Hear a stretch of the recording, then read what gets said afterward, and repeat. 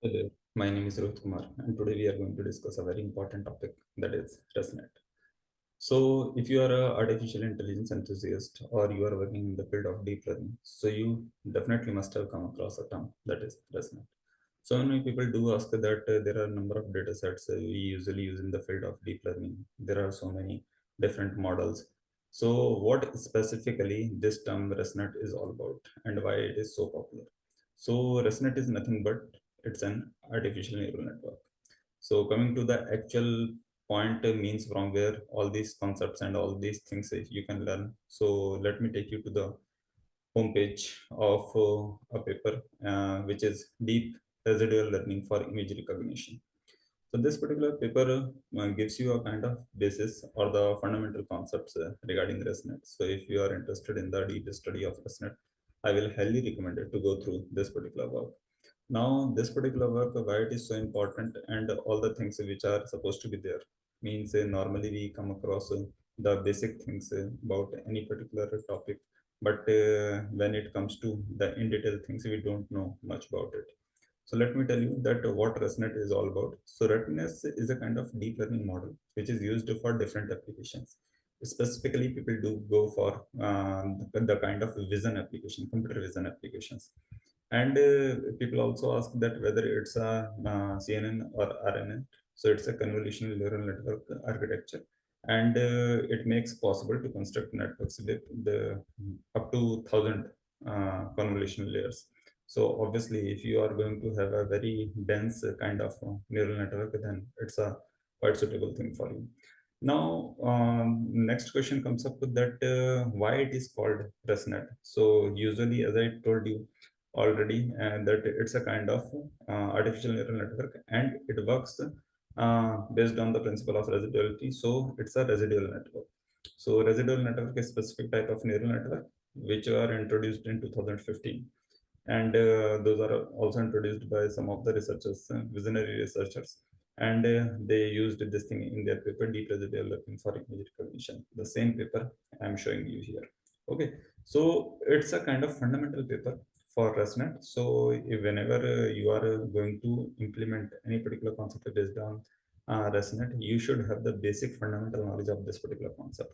And this particular paper will give you lot more idea, because normally we go for the higher level constructs, we go for the higher level study of any topic, but we don't go for the basics or the fundamental concepts. Though it's a old paper, but still means it's not very recent paper, but still it will give you a quite good idea of ResNet and how it is being so popular, because there are the fundamental key concepts which is making it distinguished. Now the advantages when we say that ResNet, we are studying so much things about ResNet and all the things are coming to it. So what are the so-called advantages? So it improves the efficiency of deep neural network with more neural layers, and helps us to minimize the percentage of errors. So in this way, ResNet becomes popular, and the skip connections can be added, can be added from the previous layers to the other layers, and it makes possible to train the deep networks. So that's why ResNet becomes quite popular choice. And another thing in the field of deep learning or machine learning comes the supervision. So whether it's a supervised or unsupervised, so it is a obviously a kind of supervised learning coming into the picture. And in total, if we talk about the number of layers, then the 72 layer architecture involves the 18 deep layers. So all these things are quite particular with respect to different architecture. But still, I will recommend you to go to this particular work. And if you go to this particular work, you will find a lot more details. So for example, the authors have presented a residual learning framework to ease the training of networks that are substantially deeper than those used previously. So that's why they say that we reformulate the layers as learning residual functions, and that's why this name residual learning comes up. In short, ResNet. Residual networks. So that's why ResNet, but it is based on residual learning. Now coming to the comparison, so they have used multiple different data sets like the ImageNet, etc. And then they have done substantial sort of comparison. So if you are interested in the sort of comparison which they have adopted, so I will recommend you to go to the paper so you can open it up. and a lot more details you will find in this particular paper. It may take some time. Okay, that's fast. So here you can go and you can find a lot more information based on the network architecture than this sort of example network architecture they have given. Then with respect to experiments, you may find the ImageNet classification. Then moving on to the things here, you can say CIFAR 10 and the respective analysis is also provided down there. So the object detection on Pascal and NSCOCO. NSCOCO is a widely popular data set. So all these things are quite important from especially deep learning point of view. So if you are interested in deep learning concepts and in ResNet in particular, then you should go for this particular paper. Now coming to some more things, because when we said that all these things are important, then with respect to ResNet, we should also go into some of the key concepts. So the ResNet learn a residual function with reference to the layer inputs instead of the learning unreferenced functions. Instead of hoping that each few stacked layers directly fit a desired underlying mapping, residual nets let these layers fit a residual mapping.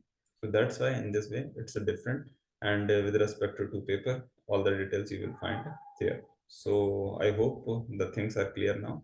And specifically, still, if you need any particular help, then I will recommend you to go through a number of papers which are available on Google Scholar, and you can find them easily because there are so many deep learning works right now in progress, and hopefully most of the work is based on such great models like ResNet neural networks.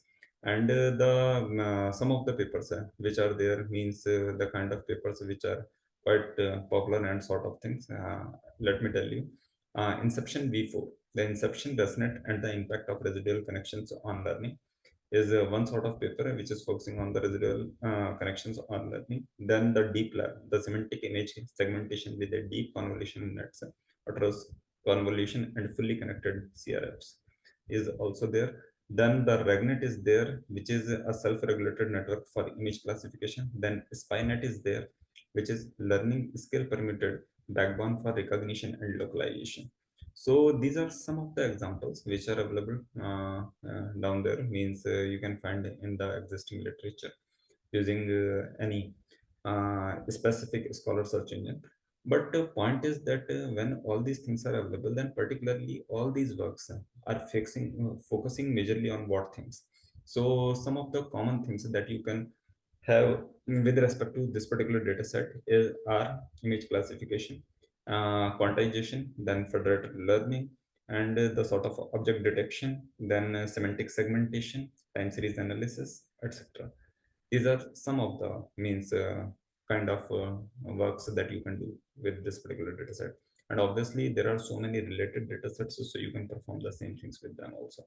Now, coming to the different things means the kind of different components which are available with respect to such data sets. So you have the normalization things, then you have the convolution things, then you have the pooling kind of things, then you have the activation functions. All these things are related in some way. So the only thing is, let me conclude the topic because the video is going long.